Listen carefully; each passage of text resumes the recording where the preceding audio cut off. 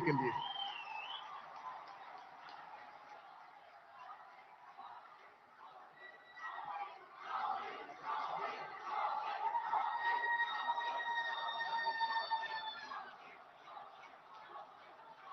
ओडिशा के राज्यपाल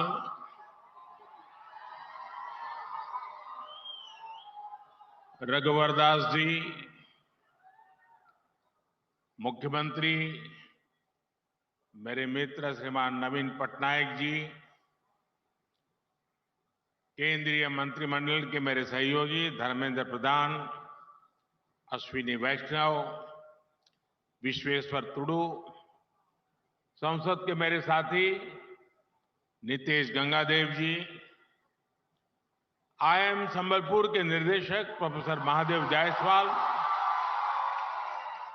अन्य महानुभाव, देवी और सज्जनों, आज ओडिशा की विकास यात्रा के लिए बहुत ही अहम दिन है। मैं ओडिशा के लोगों को करीब 70,000 करोड़ रुपए के इन विकास प्रोजेक्ट्स के लिए बहुत बहुत बधाई देता हूं। इसमें शिक्षा, रेल, रोड, बिजली, पेट्रोलियम से जुड़ी अनेक परियोजनाएं शामिल हैं। इन परियोजनाओं का लाभ ओडिशा के गरीब, मजदूर, कर्मचारी, दुकानदार, व्यापारी, किसान, यानी समाज के सब वर्गों को इसका लाभ होगा। ये परियोजनाएं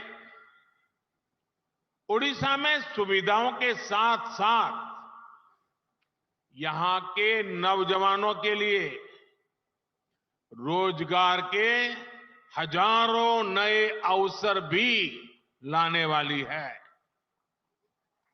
साथियों, आज देश ने अपने एक महान सपूत पूर्व उप प्रधानमंत्री लाल कृष्ण आडवाणी जी को भारत रत्न देने का भी निर्णय लिया है।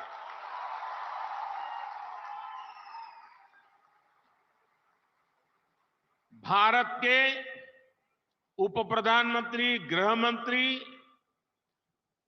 एवं सूचना प्रसारण मंत्री के रूप में और दशकों तक एक निष्ठावान, जागरूक सांसद के रूप में आदरणीय आडवाणी जी ने देश की जो सेवा की है वो अप्रतिम है।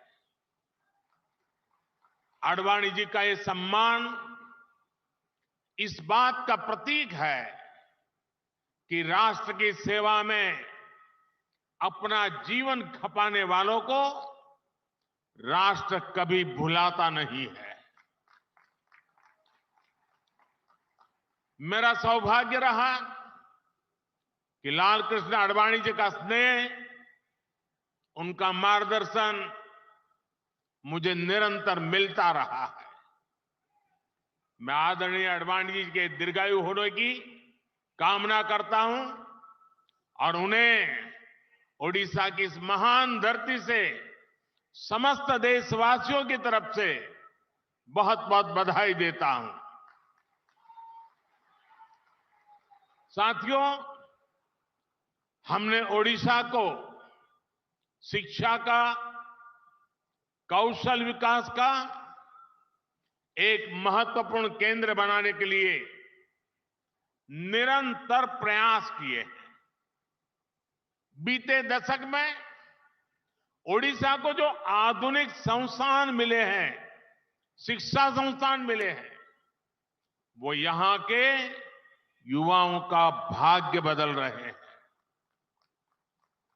आयसर ब्रह्मपुर हो, या भुवनेश्वर का इंस्टीट्यूट ऑफ केमिकल टेक्नोलॉजी, ऐसे अनेक संस्थान यहां स्थापित किए गए हैं। अब आईआईएम संबलपुर भी मैनेजमेंट के आधुनिक संस्थान के रूप में ओडिशा की भूमिका को और सशक्त कर रहा है। मुझे याद है 3 साल पहले कोरोना काल में ही मुझे आईआईएम के इस कैंपस के शिलान्यास का अवसर मिला था। अनेक रुकावटों के बावजूद अब ये शानदार कैंपस बनकर तैयार है और आप लोगों का जो उत्साह मैं देख रहा हूं ना, उसे मुझे लगता है कि कैंपस आपको कितना प्यारा लग रहा है। मैं इसके निर्माण से जुड़े सभी साथियों की प्रशंसा करता हूं। साथियों, विकसित भारत के लक्ष्य को हम तभी प्राप्त कर सकते हैं जब भारत का हर राज्य विकसित बने। इसलिए बीते वर्षों में हमने ओडिशा को हर सेक्टर में अधिक से अधिक सपोर्ट किया है। केंद्र सरकार के प्रयासों से ओडिशा आज पेट्रोलियम और पेट्रोकेमिकल के क्षेत्र में भी नई ऊंचाई प्राप्त कर रहा है।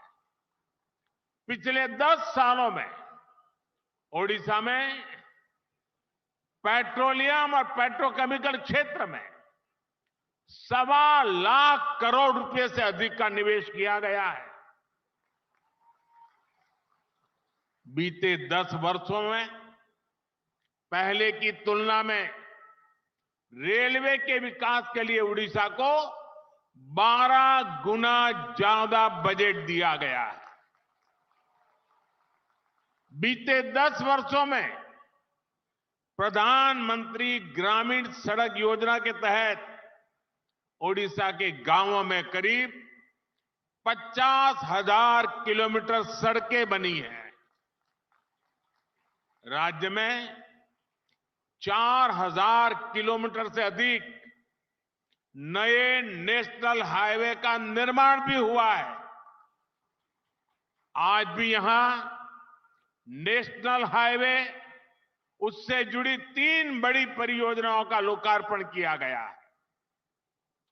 इन प्रोजेक्ट से झारखंड और ओडिशा के बीच इंटर स्टेट कनेक्टिविटी बढ़ेगी और यात्रा की दूरी भी कम होगी।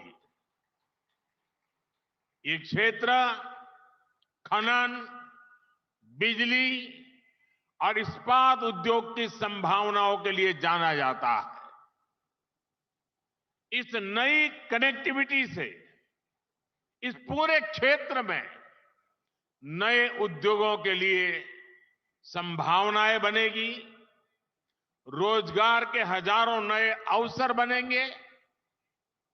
आज संबलपुर तालचेर रेलखंड का दोहरीकरण, जार तरभा से सोनपुर सेक्शन तक नई रेल लाइन का भी शुभारंभ हो रहा है। पूरी सोनपुर एक्सप्रेस से सुबर्णपुर जिला, यानी हमारा सोनपुर जिला आज रेल कनेक्टिविटी से जुड़ रहा है। इससे श्रद्धालुओं के लिए भगवान जगन्नाथ का दर्शन करना और आसान हो जाएगा। ओडिशा के हर परिवार को पर्याप्त और सस्ती बिजली मिले, इसके लिए हम निरंतर प्रयासरत हैं।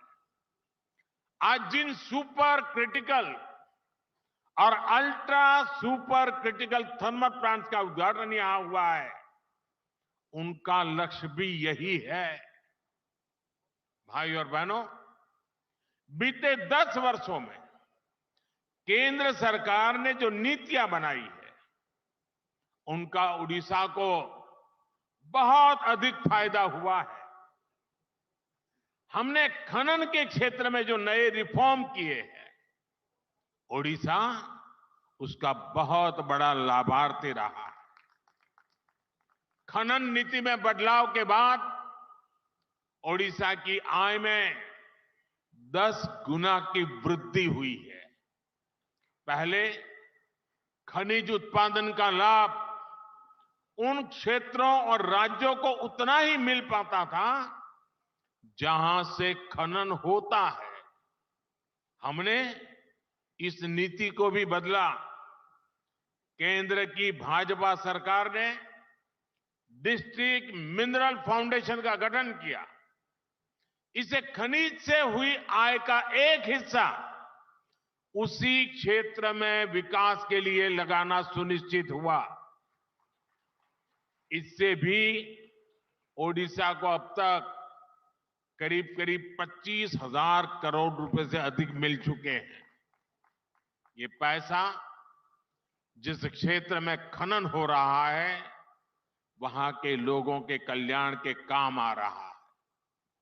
मैं ओडिशा की जनता को आश्वस्त करता हूं कि केंद्र सरकार इसी समर्पित भाव से ओडिशा के विकास के लिए काम करती रहेगी।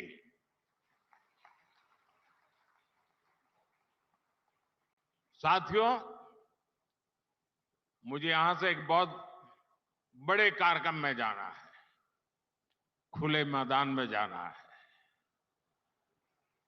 तो वहां मिजाज भी कुछ और होता है। तो मैं यहां लंबा समय आपका नहीं लेता हूं,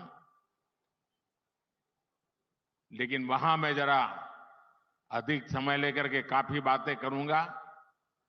15 मिनट के बाद उस कार्यक्रम में पहुंचूंगा। एक बार फिर आप सभी को विकास कार्यों के लिए मैं बहुत बहुत बधाई देता हूं और मेरे युवा साथियों को विशेष बधाई। बहुत